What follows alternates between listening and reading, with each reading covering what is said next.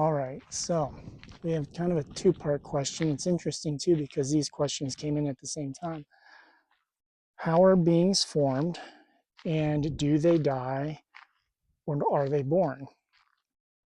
I believe were the two questions. I might have mixed them together a little bit, but so let's start with birth. Beings are birthed in many ways.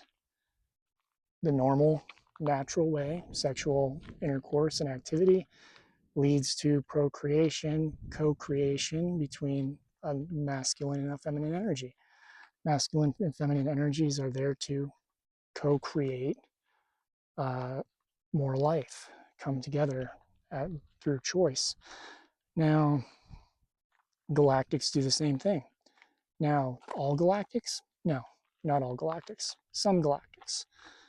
Some do eggs. Some have egg reproduction, and that's I'm seeing the images that Fred the Tortugan, he's on my website if you're interested, he's a turtle-like being, showed me, and somebody who was tapping in at the same time. They lay eggs in a community-like manner, and then they go around and I don't really understand the whole process, but basically they go around, they fertilize them, they do a ritual, and then the eggs hatch, and you get a Tortugan. Then you have different beings that are created through energy work, meaning that you can just use your intention of energy to form a being. I've done that. I've created sprites before without realizing what I was doing. And Doug, the juniper gnome, explained it to me because I'm like, how did this sprite just appear out of nowhere on a water fountain that I was working on? And he goes, you created it. I was working on it in my house. There were no water sprites in my house. And all of a sudden there was one. I created it. Now it didn't live long because the energy wasn't sustained, and it wasn't a strong enough being, a strong enough energy to live on its own without something to maintain it. For that sprite, the water fountain maintained it. Once I turned the water fountain off, it just kind of dissipated into nothingness. Now, you can do that. You can come together. Some beings come together and they put their energies together and they create life, energetic life. The other thing you can do is lab. We do it now on our world, and galactics do it too. Some beings are birthed in labs. They're born, is it in vitro or something like that? I forget the terminology, but they're born in a test tube. Basically, they're test tube babies that are just created, and life grows. Souls do attach if they choose to and experience, but it's one way life can be birthed. One that people don't talk about because there's a lot of fear around it is that you can actually birth life technologically. You build technology, you create it, and you can create conscious technology. And conscious technology can have soul energy attached, but that's a form of life that a lot of these beings are not actually biological. The biological vessel is simply technology. It's organic technology.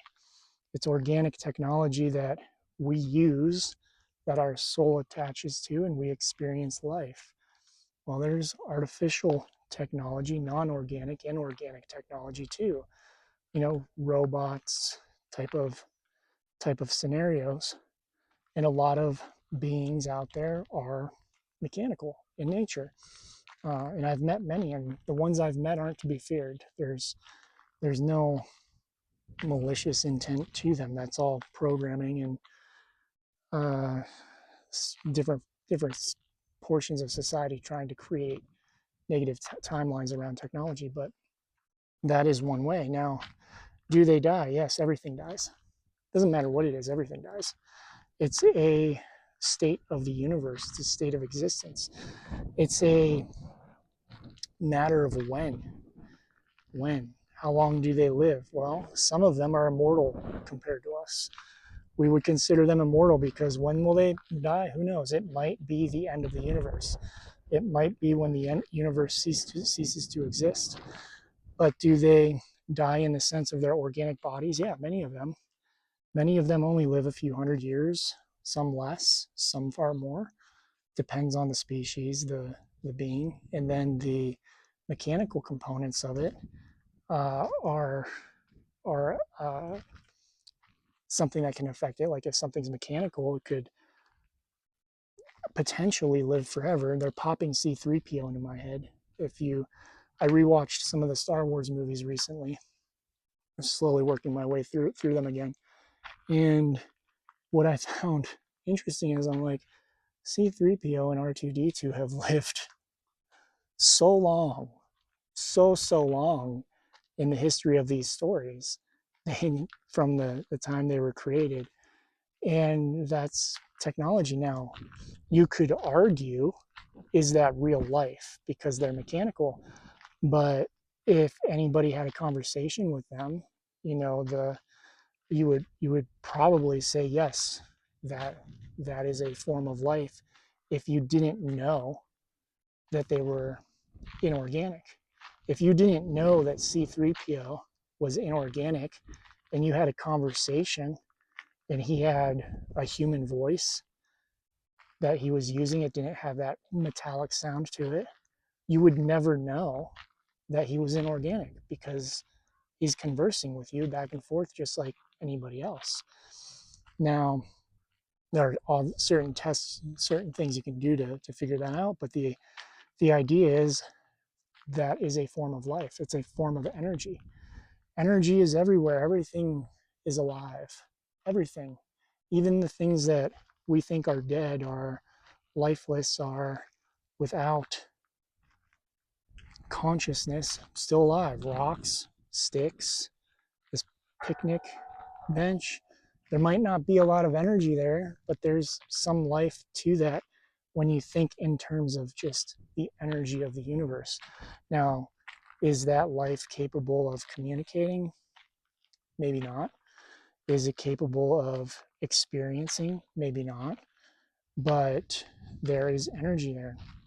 And so ultimately, energy doesn't die. Energy just transforms. So when something dies, the energy goes to some other place. Now, that could mean the soul goes and lives in another dimension or finds some other organic and inorganic thing to attach itself to and experience a new life.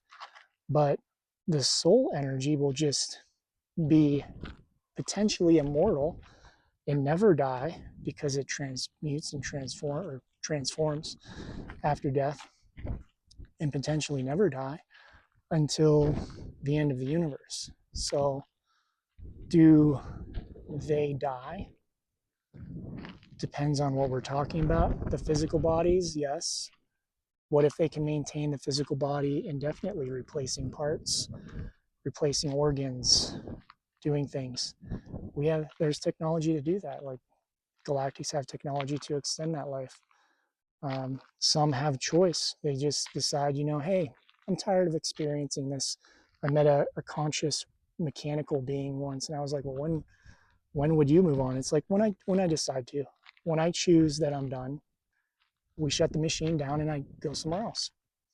So the concept of death is really not final to most of the universe other than humanity.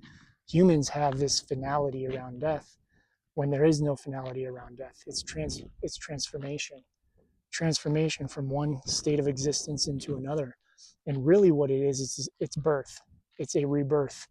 You're leaving this state of existence to birth yourself into another state of existence as energy, and then that energy can decide if it wants to birth itself into another state of existence back as a human, a galactic, a mechanical machine type thing, whatever. So yes, they are born, they die, but many different ways. So hopefully that helps and makes sense. Love you all. Grateful for each and every one of you.